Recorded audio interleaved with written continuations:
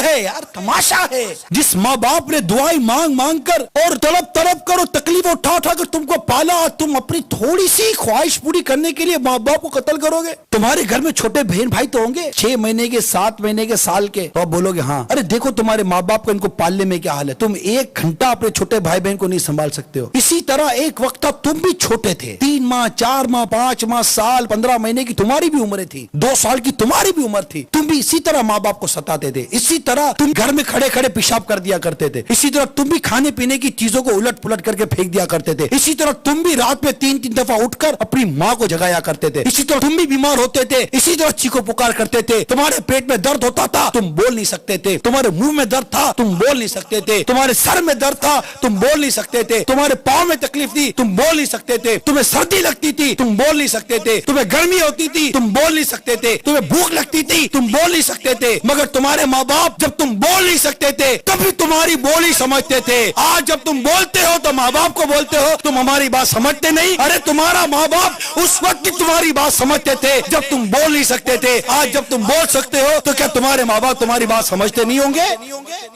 समझते हैं। अरे तुम नहीं समझते तुम्हारे माँ बाप तुम्हारे बारे में क्या भला चाहते हैं। अरे इस माँ ने पैसा रोककर क्या बुरा किया था? अपने माँ बाप की कदर करना सीखो, अपने माँ बाप का अदब और एहतराम करना सीखो। अगर माँ बाप को नाराज करके मर गए, यकीन मानो मर जाओगे। माँ बाप को सताने की ऐसी सजा है, किताबों में लिखा है कि कई गुनाह जिनकी सजा अल्लाह ताला क़यामत के दिन के लिए उठा रखता है, मगर माँ बाप को सताने की सजा, माँ बाप को नाराज करने की सजा ऐसी है कि अल्लाह ताला आखिरत में तो देता ही देता है, दुनिया में भी इसकी सजा के नजारे नजर आते हैं।